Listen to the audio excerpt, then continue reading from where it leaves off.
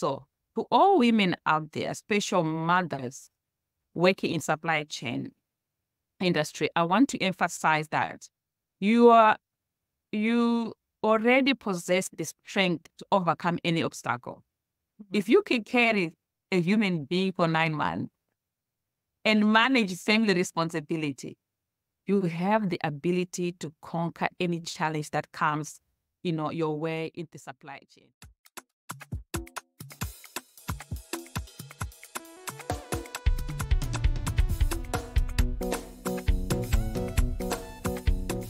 Hello, everyone. Welcome to YASP, your African Supply Chain Podcast. I'm your host, Stella Jaqueta. In this podcast, we discuss various topics that affect my beautiful, your beautiful, uncomplicated African supply chains. Have you subscribed to the podcast? I mean, you've been watching, you've been listening, and you haven't even subscribe to our channel on YouTube or even put a thumbs like. Really? If not, please do stop whatever you're doing and please go subscribe. We're on all of the streaming platforms. You should have been subscribed by now, but you know what? I'll give you time to do that. And because this helps to elevate our wonderful message of African supply chains and spread this gospel all over the world. And as of custom, we always start with our episode with a quote. And the quote of today goes like this. If you want to succeed, you should strike out on new paths rather than travel the worn paths of accepted success. That's from John D. Rockefeller. And it goes really, really well with today's episode, which the title is A Cross-Border A Supply Chain Story. And I have a wonderful story to share with you. And my guest today, she's really passionate and he's here to tell us her journey in supply chain. She's a seasoned professional with nearly 20 years of experience in supply chain, logistics, sales, data analysis, and business development, excelling in diverse sectors across African and Asian countries. I personally met Angelina. And she's amazing. And you guys are going to love her story. So let me introduce you guys to Angelina. Welcome, Angelina, to YASP. How are you doing?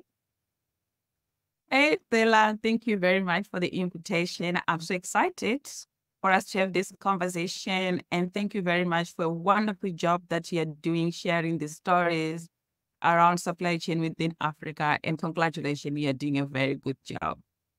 Oh, thank you, Angelina. And you know what, Angelina, I always love to start with this question just for our audience to get to know you and they can relate and be like, oh, Angelina is just like, not like a superwoman or something. So, Angelina, if you could summarize your career, right, into a song, what would that song be? Well, Taylor, I've been my journey was very interesting, challenging, tough. I've learned a lot. So I think I can relate to Hero from Mariah Carey because this song presents resilience, determination, and overcoming challenges, which are often key elements in career progress and success. And I think my journey really pull out the best of me from different challenges that I faced, learning from different backgrounds, try to tackle different challenges and cultures. So I think Hero from Mariah Carey really fits well on my journey. I can already hear it, the song in my head. So I I was like, okay, I was like, Stella, hold it. You're not a singer. Hold it. So you can't hear your story. And Angelina, could you provide us with a brief overview of your 20 years of experience in supply chain and operations? Yeah, thank you. So as you said, I have 20 years of extensive experience in supply chain and operation management. With the current role right now with the Village Reach Mozambique, I am the outsourced logistics expert and outsourced transport resource center lead. It's a program within Village Reach that, promote the government capabilities, build government capacity, engage with different stakeholders, monitor performance, and advocate for the use of private sector transport in the public health sector. This is what I'm currently doing in my current role. But previously, I've managed end-to-end supply chain operation across Africa countries as a business development manager at Noble Group. It was more around mining company, and I was able to, to go to different countries, do the assessment of the mines, developing SOPs.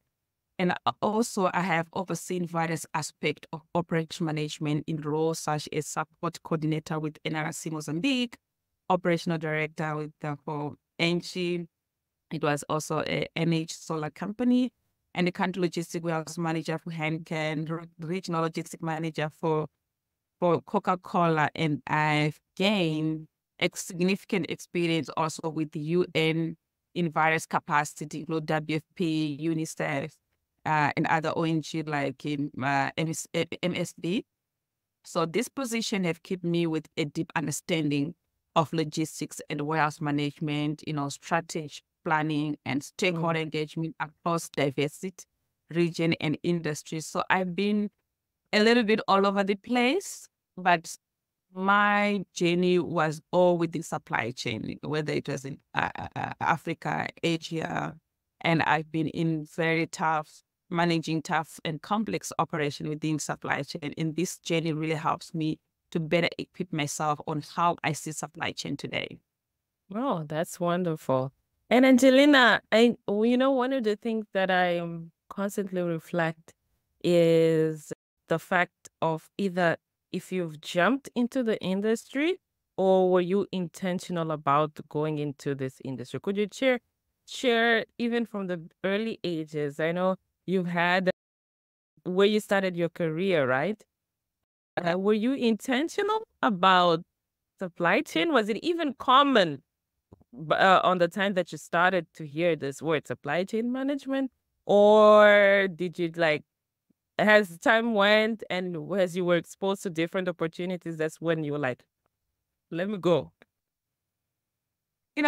That's a very good question, because if I look back, I come from a background where I have done my education in Zimbabwe, and I started working on a very early stage as a sales lady, in Zimbabwe. And I was so passionate, and I was thinking maybe I was going to become a sales lady or something around sales and business development. So when I came back to Mozambique, and my first job was I was started as executive secretary for Clinica LTA, was a constructing company.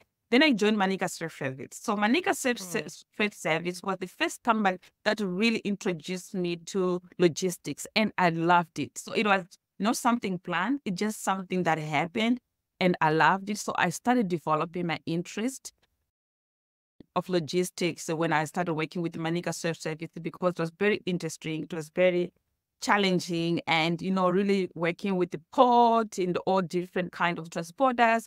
So I moved from Manica to the WFP. That is when the real supply chain interest kicked on, because I was at CTS data capture at that time, which it was Combus system that track the commodity movement within WFP, and I was responsible to do data capture. So it was very interesting for me to be part of those daily processes, because it was a daily thing that we have to record every distribution that happened in previous day. And I had the opportunity to work with good, leaders. I remember that time was Lynn Miller and Agatha Shaw. They are the key people that really influence the person that I am today, because I learned a lot from them. I remember I didn't know anything. My Portuguese was so bad, and Agatha was so passionate with me, really sit down with me, teach me how to do the job, how, she really gave me that strength that I wish, and I really encourage other women to keep on to do that, to do the same. And I always do the same with other people. And this is where this passion, this interest of supply chain started. So it was not planned, something that happens. Yeah. And I've been reflecting. Supply chain is about people. And when you are doing it with people that are encouraging you, with people that are developing you, the people that support you, it becomes so much easier. it becomes Yes, so bearable, absolutely. and the passion just keeps on growing. And Yes. Angelina, you've mentioned that you've been all over different parts of the supply chain, different parts of logistics. And again, you've worked in various sessions like NGOs, oil and gas, mining, FMCGs. And across this, right, how has your Yeah. experience in these industries influenced your approach to how you view supply chain? Yeah, it really differ, but at the end of the day, they share some certain commonality around it. So my experience in different sectors, has taught me to be flexible and adaptive in supply chain. For example, if you are working for UN or UN energies, the focus is on delivering aid quickly and efficiently to remote areas. It's because it's all about saving lives. If you Yeah. look at oil and gas, the emphasis is on safety, regulation compliances, etc. If you look at mining, it's about handling large volume, dealing with environmental content. If you look at CG, needs for fast-paced operation and managing high volume, on a small emerging product. So despite these differences, they share common needs like efficient logistics, cost control, and effective, stakeholder communication. This really helps me to learn to adjust my approach, to fit specific needs for each industry, like optimizing process, manage risk, work well with the different stakeholders, to create efficient and reliable supply chain. Because at the end of the day, you really need to be able to have an open mind to learn from different people, from different situation, from different environment, for you to be able to understand what works well and not works well in your current supply chain. So it was really a very interesting journey, and I'm privileged to have this different perspective, and that has really helped me today for me to be able to see, okay, what works well and what doesn't work well in different regions. So it was really a good experience to be able to be having this exposure in different supply chain scenarios. Yes. And I love it because it gives you a very complete, no? Because supply chain is Mm. very vast and the industries can be very, but Yeah, it kind of gives you like a complete view because one yeah, industry, it might not be applicable, but the principles underneath it, it may be the same. yes. And They're the I same. love, Yeah. yeah. And Angelina, during your experience, right, can you share a specific challenge or challenges that you faced in adapting supply chain strategies in the different sectors and how you came to overcome them? Okay, so I'm going to really focus on one of the things that I see is the main thing. It was the still a challenge and it's still a challenge now. Is data visibility with the supply chain is still a challenge, especially within the public health sector. Like tracking the product move, tracking the product movement from one place to another and see the cost. It's still a tough job because, if you look at public health sector, the system is complicated sometimes and is not well connected. However, the private sector is currently playing a very significant role in making new technologies to make it easier to see where the products are going and how much they cost. So the data visibility, I still see it as the main challenge right now within supply chain. And if as I told you that, I was currently working for for Village Reach as OTRC, the program that is designed, to promote private sector, to encourage use the private sector into public sector. We have noticed this gap, and we believe that evolving the private sector, we can help to bridge it, to bring it together to help this gap that is, really missing. And we totally believe that it's going to help the public sector to, to reduce this burden around data visibility. However, despite the advancement, the advancement in the technology right now, completely clear and transparent supply chain in public health sector. I'm giving public health sector because this is where I am right now. It's still a work in progress. It's an ongoing task that requires, continuous effort and cooperation between different parties. So collaborating gonna be still key, to build supply chain that is fully transparent and efficient in the public health sector. So I can simply say that data visibility is still a challenge, but at the same time, the private sector is now in the position, to help to help with the different tools and systems to help to bring more visibility to supply chain.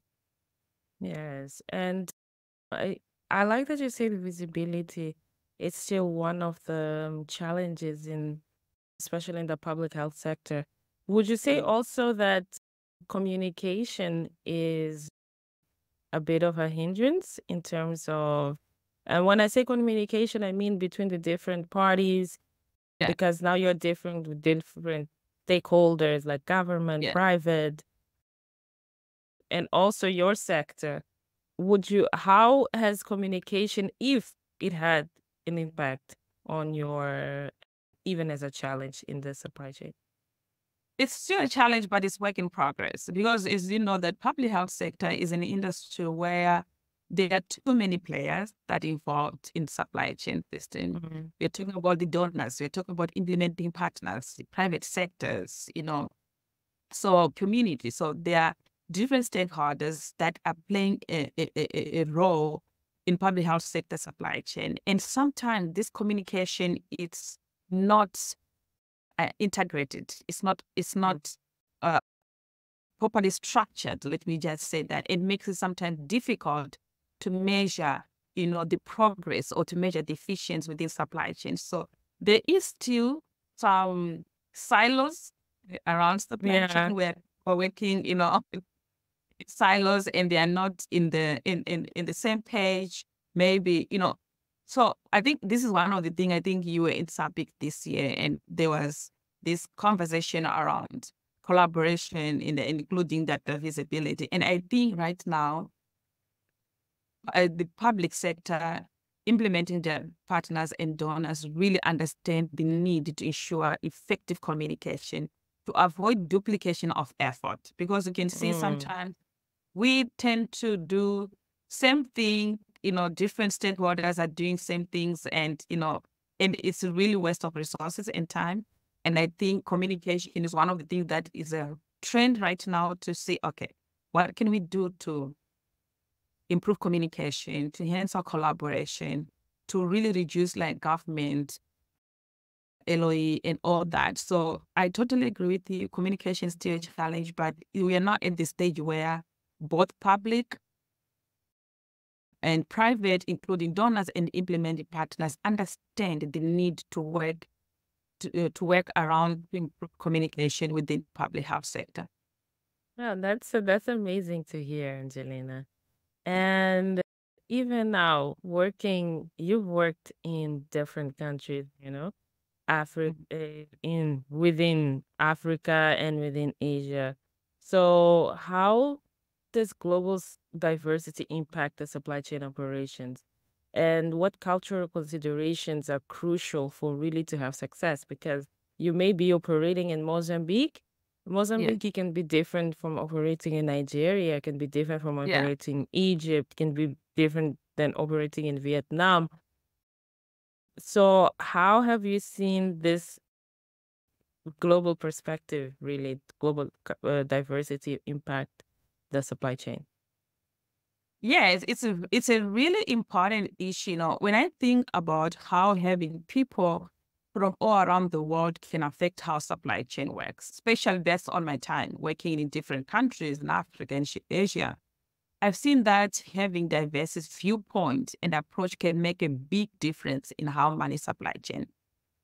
So everyone is doing the same thing, but doing differently. And so we can learn from each other. So by welcoming global diversity, we open doors to new ideas, solution, making it easier, for tackle tough problems within supply chain. But culture still plays a vital role. Understanding and respecting different culture is crucial, for making supply chain operations successful. So it's really important to be aware of cultural norms, how people communicate. As you said, we do things in Mozambique is different how they do in Nigeria or in Ethiopia, different business practices and culture. It's totally different. The way we approach things here, different how we approach things in Ethiopia. And local rules is key, to form strong relationship and working well with partners in various regions. So it's really very important to really understand, different cultures and to different supply chain practices. Like, what can we learn from Nigeria? What can we learn from Ethiopia that, Mozambique are doing? Because at the end of the day, we're talking about distribution and just moving from product from A to B or to the last mile. So how Zambia is doing it? What are we not doing that Zambia is doing? So it's really very important. So diversity still plays a big role in supply chain. And as we interact with the different countries, we tend also to learn from what other people are doing and improve our current processes and tools based on the best practice that other countries are doing. Oh, that's amazing. And I cannot leave you and you're not telling me the story of the experience you've had where you work. Which country you went in Asia? I was in Sri Lanka. I was in Sri Lanka, in Colombo. Yeah, you must share that story about the warehouse and initially when you started working there. How was that experience? Yeah, it was an eye opener. It was my first time. I was working with the UNICEF as logistics warehouse manager in Colombo, and for the first 6 months, it was a nightmare. I really struggled to do my work. Let me just say so. Not because I didn't have the support from the organization. UNICEF is very great in terms of, they have got clear policies. When we are in an international staff, we have all the support and they give you all the insight about what to do, what not to do.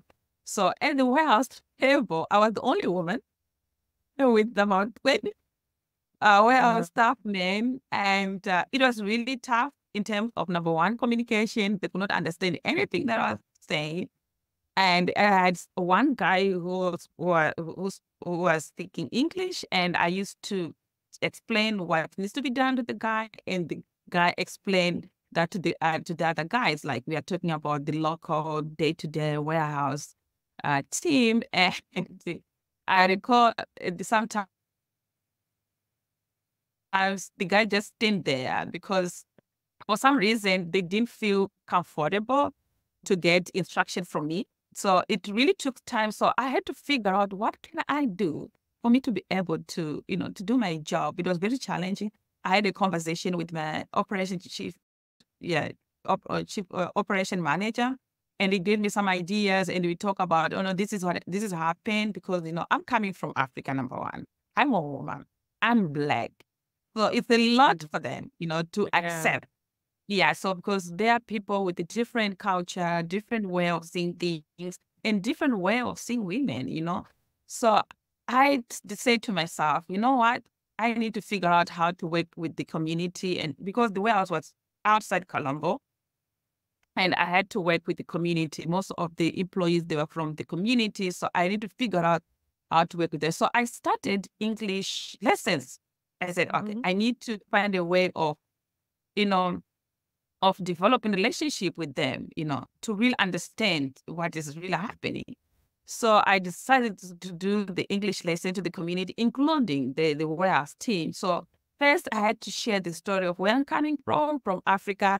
I had to share some video, and the Africa that they had in their mind is not the Africa that I was telling them. They had a perspective about what Africa, and for Africa, from them, it was South Africa. So for me, yes, for me coming from Mozambique, it was very weird. So I had to show the videos about Mozambique. I had to show them about the good thing about my country. And I think the most important thing, I really had to explain to them why I'm there. Because for them, it was not clicking. Why someone from Africa suffering coming here to help us, So I really had got sort of like a way of explaining them, good. I'm not here to tell you what to do, I'm here to support, to work together, to learn from you. And that really breaks everything. They started really even to bring me some local food, so I had to keep on doing that every weekend, try to learn more about their culture, learning more about my culture. And my warehouse operation life changes dramatically because I started having communication with them. I started having, relationship with them. They could trust me and they could see me as a professional person, not as a woman. You understand? So it was a very good lesson learned. And I say to myself, you know what? I'm not going to give up, doing what I'm supposed to do here because of perception. Because it was about Africa, about women, about Black.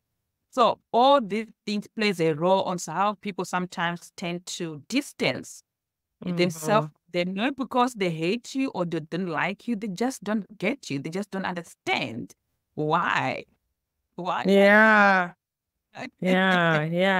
That's, So and for me, that story always gets me because that's where you see, I'm like, we think we have this perception that people from this country are this way or people from this continent are this certain way.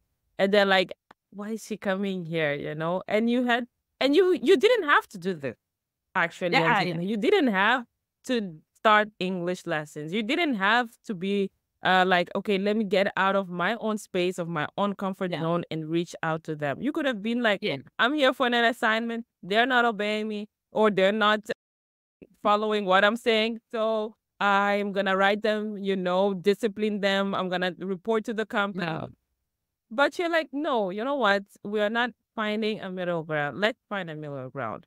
Let's improve on this communication. It's getting out of that cocoon or shell where you go and reach out. That's true leadership, in its sense, because you're like getting out of your own comfort zone, stepping out and reaching out to people and properly lead them, not just for statistics, but just really to improve the whole operation. And believe that even you say they were inviting you to a weekend, coming to their houses and sharing your story as well. So that's amazing to hear.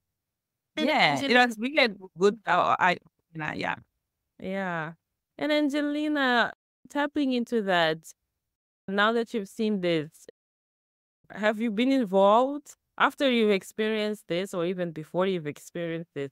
Have you been involved in initiatives to promote gender equality and diversity within your supply chain, be it at where you're currently working or even in your previous job experience? Yes, I personally support promoting gender equality and diversity, not just at work, but also within my family. Teaching my children about these important topics at home is a priority for me. So I strongly believe that promoting gender equality and diversity in the workplace is essential. And on that note, I'm really very grateful, to work at Village Reach, where, they prioritize gender equality and diversity. I have been benefited from Village Reach Mentorship Program, which support women and diverse professionals in supply chain to grow in their career. And right now, as I'm speaking, I'm doing my second master in public health sector and supply chain, funded Village Reach, because I'm coming from private sector and they've seen this gap. So I have to, to find a way of complementing my knowledge within the public sector. So they give me this opportunity for me to do another master in public health sector supply chain specific. So this is one of the things that I'm benefiting through this program around diversity and equality in the comment. So if you have the chance to, to view the Village Reach, 2030 strategy, you see that the organization aim, to implement necessary policies, changes, and new practices and systems that upgrade to enhance primary health care. And this also addresses, the equality and diversity issues as well. So I truly believe that the way we are living right now, things are changing. And I think the new generation really needs to understand not just about gender thing, but what exactly are we talking when we said gender equality and diversity. These are things that needs to be, to start be educated within our children from the school. Mm. From the school, they need to start learning about, these kind of important topics. What exactly are we talking about? What is actually talking about equality? What actually are talking about diversity? Stella, right now, most of us at my age, we started to learn about this kind of topics at our professional level, I guess. And Yeah. we didn't the opportunity to learn this from primary school or college. So these are the very important, topics that they need, to be implemented at the early stage. And as a woman, as a mother, I've seen it and I've experienced it. I think there is a need for us to really educate our sons, especially our sons, to really educate them, and also our daughters. So it's a very important topic and something that we have to present ourselves, to represent not just at work, in our communities, at home as well. Yes, that's wonderful. It starts at home. Yeah, You it's know, not at home. even if you may want to do it outside, but it starts at home and then Yeah. it spreads out. And I like Yes. what you said, even with Village Reach, they promote this not only in the practices, but also within house. Your Yes, parents are within house. like, I'm beneficiary of the program. yeah, exactly. You're doing your second master's, They Yes, didn't have to, but they're like, you know what, we're gonna do it, we're gonna invest because we yes, see the potential, we yes, see the talent that you are, exactly. the asset that you Yeah. are. We're going to continue invest, and that's wonderful to hear. And lastly, Angelina, what advice would you give to other women who are aspiring to excel in global supply chain? Again, I believe there's women who want to spread their wings, I can say. Yeah. Being different, they don't want to be limited only to Mozambique or only to South Africa or only to Yes. Africa or only to Asia or America. How can they spread their wings, I can say? What advice would you give them? Yes. So I'm going to build up in a statement made by Ndosowa Chitule, the Village Reach Malawi country director at YASCP. She was one of the part of the Women in Supply Chain panel discussion when she emphasized the importance of women in supply chain being adaptable while navigating complex relationships in their career. This was very important for me when she said it. And I think that sometimes women hold themselves back due to family responsibilities, fear of negative experience, like I've been through this road, I don't want to go back there again.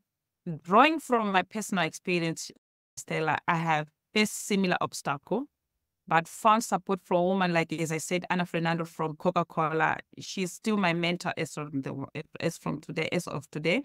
She's my former boss. She stood by me during the tough time.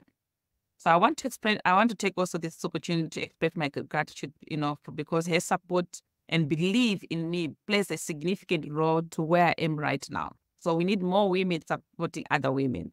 But despite the challenges within, with the male bosses in the past, I've learned valuable lessons and refused to let those experiences hinder my career growth, you see. So today I'm fortunate to work with with the good, exceptional male leaders at Village Reach, who not only lead by example, but also they play as a mentor to me. So to all women out there, especially mothers working in supply chain industry, I want to emphasize that you already possess the strength to overcome any obstacle. If you can carry a human being for 9 months and manage family responsibility, you have the ability to conquer any challenge that comes, your way in the supply chain. There's no different, with time management, costs, communication, all this, we played it in our house. That's amazing. So women, we already have these capabilities. So let us not be intimidated by our bad experience or by situations, if you truly believe that you want to be in supply chain, you can, because there's space for us. There are male mentor and leaders that are ready to support us every single day. And I also want some other women out there, let's support each other, because I am the fruit of support from another woman. So that's all I can say right now. Oh, that's amazing advice, Angelina. I like how you made it because sometimes people think that supply chain is so far-fetched, it's only to the industry, but supply chain is everywhere. You can apply it even to your household, to your online. Yeah, kitchen. You have to be adaptable, flexible, big change anytime, budget constraints. All of that, and I like the connection that you made. And that's it. Supply chain is also about people. As I said before, the people that are empowering you, the people that have helped you.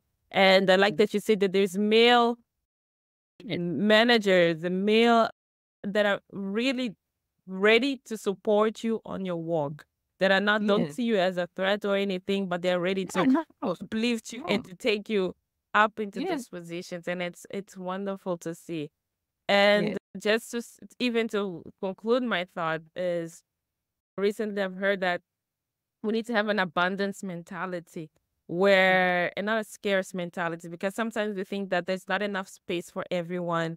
Like if Angelina has reached that position, she's the only one who can stay in that position until she leaves the company. No, but there's enough space for everyone. There's a lot of everyone. There's a lot of space. We can accommodate anyone. Like everyone is welcome, because it's that abundance mentality. Don't think that it's true. I agree with you. Yeah, I don't think that it's only, and like if Angelina has reached that, it's only for her. No, you can go. You can even go higher and higher. That's why. And higher, yes. It's true. And I love to hear your story, and I'm pretty sure that everyone who has heard this episode loved your story.